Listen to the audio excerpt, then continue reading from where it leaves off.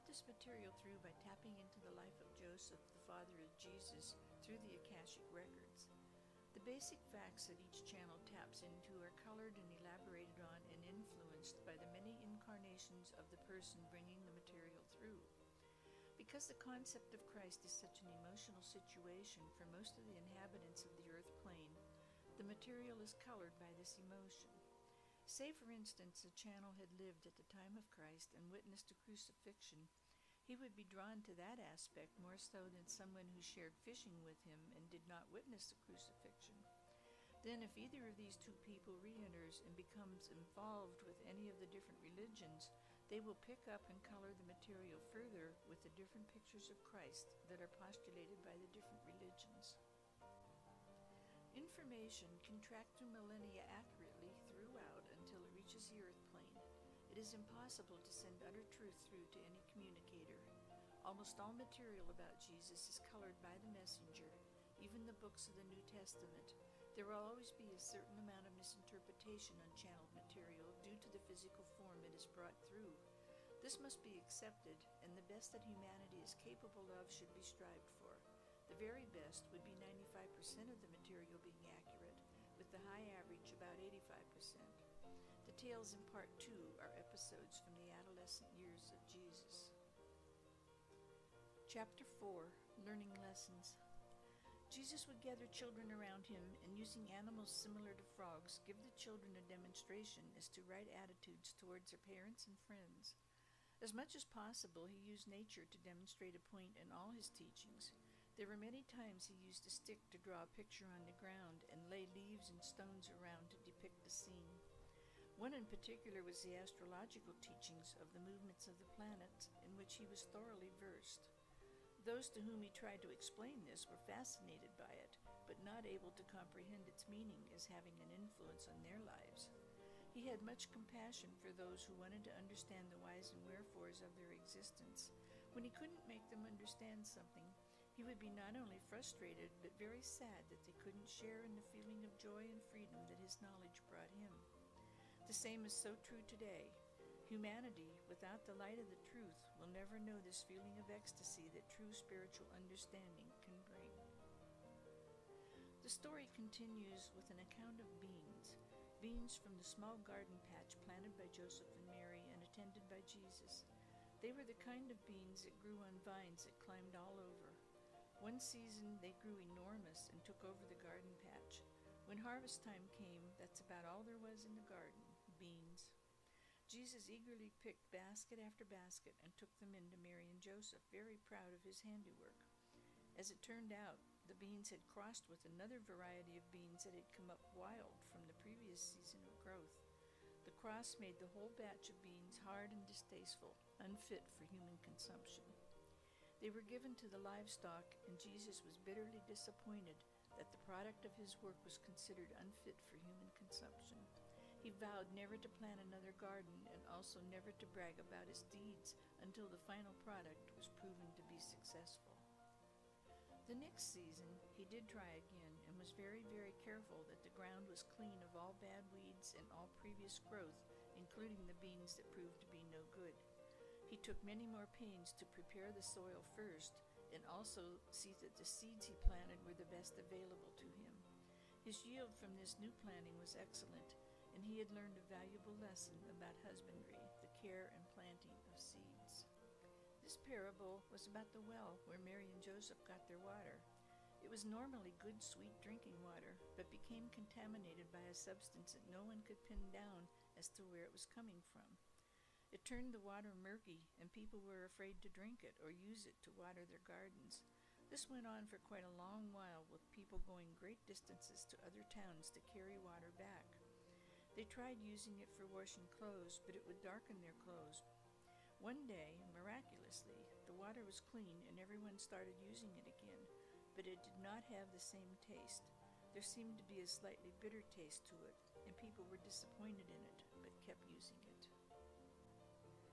One day, a man came through town from a distant city and said that this had happened to his well. He advised them to crush up limestone rocks and throw them into the well to sweeten the water again. This they did and had no more problems. The cause of the problem was never discovered. There were many different ideas as to what went wrong. Some even blamed themselves, which was ridiculous, as it was a quirk of nature. Perhaps an animal or bird had gotten into it somehow. But when the water turned pure and sweet again with the help of a stranger just passing through, then everyone forgot what changes the well had been through. One day, Jesus and his friends saw a tiny coin lying in the dust along the road. They picked it up and didn't know what its value was, as they had never seen one before. They knew it was pretty to look at, but had no idea of the use it had in society.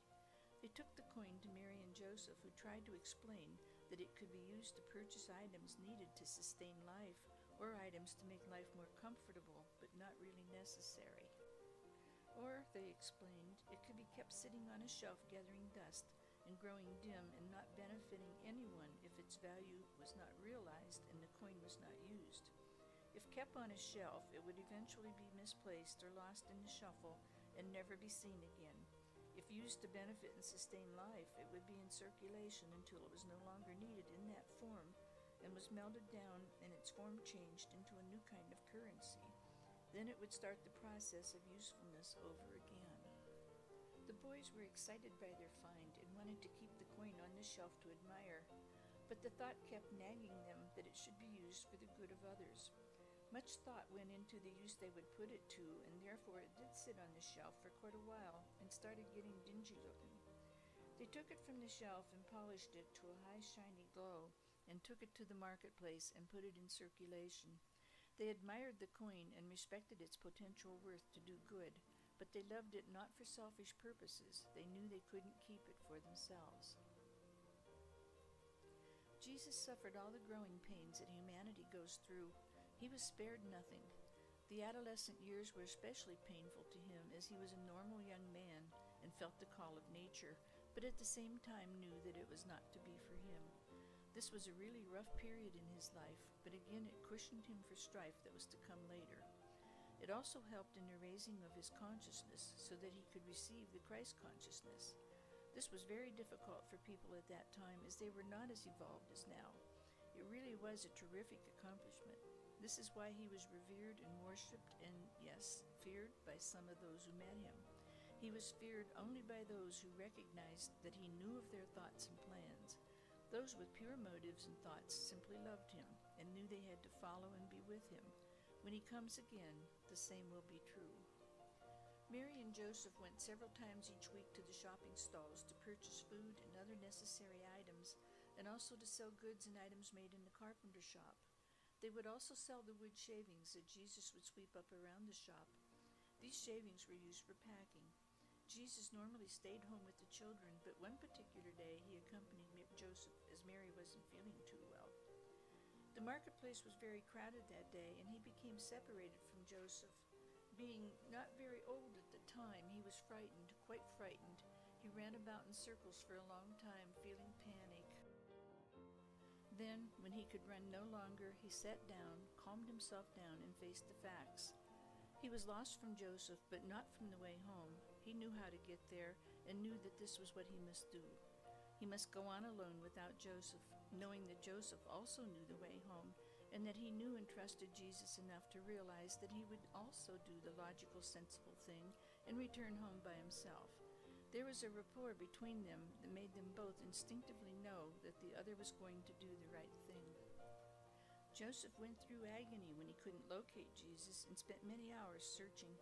He lost sales on his goods and therefore couldn't purchase the necessary food to take back to Mary.